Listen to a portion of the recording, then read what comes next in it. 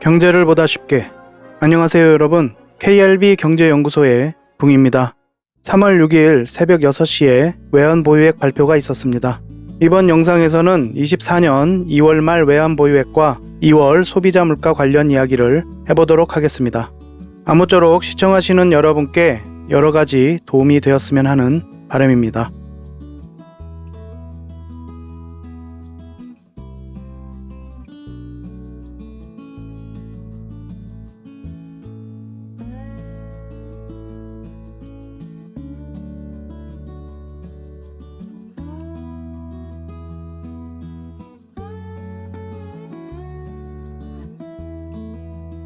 (2월) 말 외환보유액 발표를 알아보기 전에 외환보유액과 외환보유액의 구성에 관하여 밑지식을 위해 복습하고 발표 내용을 알아보도록 하겠습니다.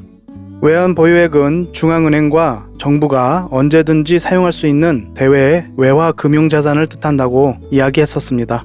언제든 사용 가능해야 하고 유사시 현금화에 제약이 없는 신용도가 높은 자산으로 구성되어 있어야 합니다. 민간이 외화 자산을 보유했다고 해서 그것이 외환보유액에 포함되지 않는다고 했었습니다. 외환보유액의 구성은 표와 같이 유가증권, 예치금, SDR, IMF 포지션, 금으로 이루어져 있습니다. 유가증권은 당장 빠르게 현금화할 수는 없는 자산으로 대부분 달러 채권 형태로 보유하고 있는 자산입니다. 예치금은 예금 형태로 중앙은행이 보유한 현금성 자산입니다. 매각 시 거래 수수료 등 비용을 최소화하기 위한 미달러화로 보유하고 있습니다. SDR은 특별 인출권으로 국제통화기금 IMF로부터 별도의 담보를 제공하지 않고 필요한 만큼의 외화를 인출할 수 있는 권리입니다. 다음 IMF 포지션은 한국이 IMF에 자본금을 내서 투자하고 그 대가로 언제든지 IMF로부터 아무 조건 없이 인출할 수 있는 자금의 한도 금액을 말하는 것입니다. 마지막 금은 말 그대로 실물 금입니다. 외환보유액의 자세한 설명은 지난 23년 12월 말 외환보유액과 소비자 물가 영상을 보시면 도움을 받으실 수 있습니다. 2024년 2월 말 외환보유액 발표가 있었는데요. 지난 영상에서 알아본 12월 말 외환보유액은 4,201.5억 달러였습니다. 24년 1월 말 외환보유액은 4,157.6억 달러였고 이번에 발표된 2월 말 외환보유액은 4,157.3억 달러입니다. 23년 12월 말 대비 44.2억 달러가 감소한 수치이며 전월 말 대비 0.3억 달러가 감소한 수치입니다. 외환보유액 추이를 보시면 2월 말 발표 외환보유액 유가증권 3,695.2억 달러, 예치금 218.1억 달러, SDR 150.7억 달러, IMF 포지션 45.4억 달러, 금 47.9억 달러로 총 외환보유액은 4,157.3억 달러입니다. 23년 11월과 12월에 걸쳐 미달러 환산액 증가로 증가하였던 외환보유액은 1월과 2월에 걸쳐 감소하였습니다.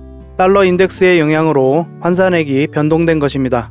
1월에는 달러 인덱스가 약 2.1% 상승하였고 2월에는 달러 인덱스가 0.6% 상승하여 달러 강세입니다. 지난 23년 11월과 12월에는 달러 인덱스가 각각 3.2%, 1.5% 하락한 바 있습니다. 달러 인덱스가 상승하여 보유한 미 재무부 채권, MBS 등 환산 가치가 내려간 영향과 함께 금융기관 외화 예수금 감소가 영향을 미쳤습니다. 주요국의 외환보유액 현황을 보시겠습니다. 지난달에 이어 한국의 외환보유액은 여전히 세계 9위 수준을 유지하고 있고 지난달 10위였던 브라질의 순위가 내려가고 싱가포르가 10위에 오른 것을 알 수 있습니다. 외환보유액의 우리 가치평가 기준은 취득 원가를 기준으로 평가하므로 시장 가격을 반영하는 다른 국가의 외환보유액 규모와 직접적인 비교는 착시 효과가 있을 수 있음을 참고하셔야 합니다. 한국 외환보유액은 유가증권의 비중이 매우 높고 예치금의 비중은 5.2% 정도로 낮은 상황인데다가 예치금의 금액을 늘려야 할 상황에 예치금이 오히려 9.7억 달러 줄어들었습니다. 22년 초 4,617.7억 달러였던 외환 보유액이 현재는 4,157.3억 달러로 460.4억 달러가 줄어든 상황입니다.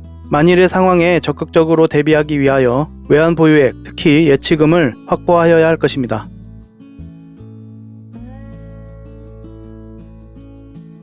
다음은 통계청 발표 한국 소비자 물가지수를 살펴보겠습니다.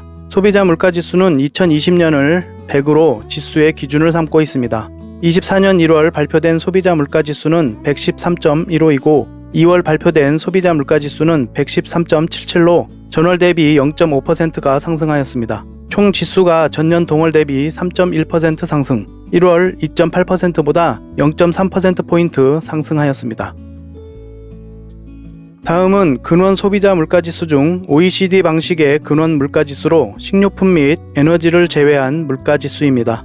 지수는 1월 110.01, 2월 110.34를 기록하여 전년 동월 대비 2.5%가 상승, 전월 대비로는 0.3% 상승하였습니다.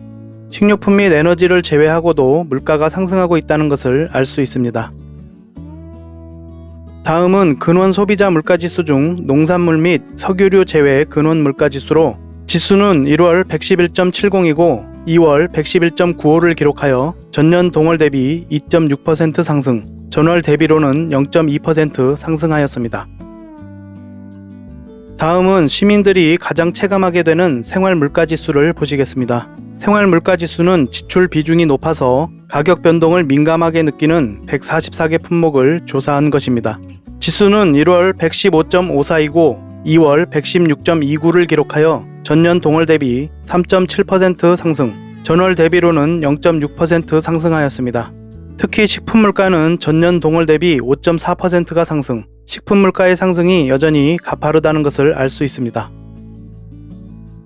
다음은 생활 물가지수에 큰 영향을 주고 있는 신선식품 지수를 보시겠습니다. 신선식품 지수는 23년 11월에 이어 계속해서 상승세이며 전년 동월 대비 20%의 상승, 전월 대비로는 6.1%가 상승하였습니다. 신선 어게가 전년 동월 대비 1.4% 상승, 신선 채소가 전년 동월 대비 12.3% 상승, 특히 신선 과실이 전년 동월 대비 41.2% 상승한 수치를 보여주어 시민 물가 고통을 보여주고 있습니다. 이는 보통 심각한 물가 상승이 아님을 보여주고 있습니다. 마지막으로 품목 성질별 동향입니다. 상품은 전월 대비 0.9% 상승, 전년 동월 대비 3.9%가 상승하였으며 농축수산물은 전월 대비 2.7%, 전년 동월 대비 11.4%가 상승하였습니다. 농축수산물은 23년 11월 7.2% 상승 이후로 농축수산물의 가격이 가파르게 상승하고 있음을 보여줍니다. 공업제품 전월 대비 0.5% 상승, 전년 동월 대비 2.1% 상승, 전기, 가스, 수도 전월 대비로는 변함없으나 전년 동월 대비로는 4.9%가 상승하였습니다. 서비스 전월 대비 0.3% 상승, 전년 동월 대비 2.5%가 상승하였습니다. 서비스 부분에서 공공서비스는 전월 대비 0.1% 하락, 전년 동월 대비로는 2.0%가 상승하였고 개인 서비스는 전월 대비 0.5% 상승, 전년 동월 대비 3.4%가 상승하였습니다.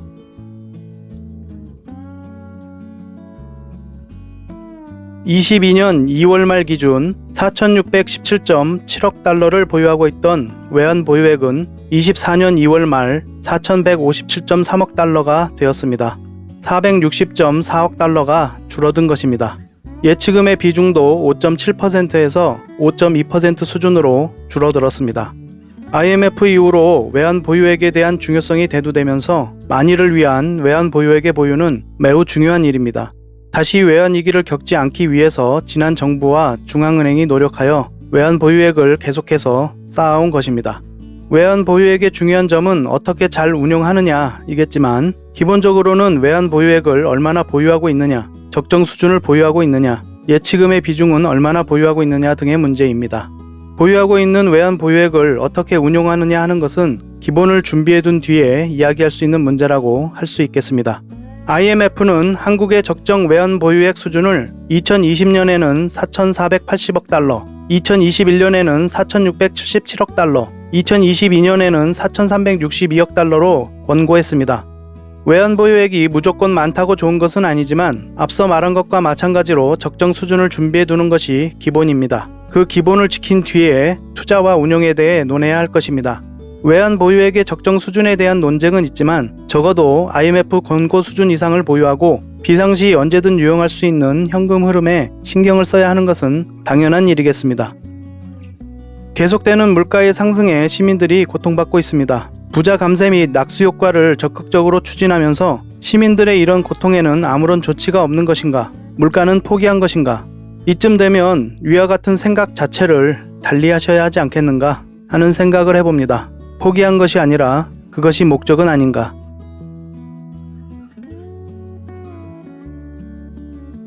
오늘은 24년 2월 말 외환보유액과 소비자 물가에 대해서 알아보았습니다. 영상 끝까지 시청해 주셔서 고맙습니다. 여러분이 시청해 주시고 주변에도 널리 알려주셔서 영상을 많은 분이 함께 볼 수 있도록 해주시면 영상 제작에 아주 큰 힘이 될 것 같습니다. 여기까지 KRB 경제연구소의 붕이었습니다. 고맙습니다.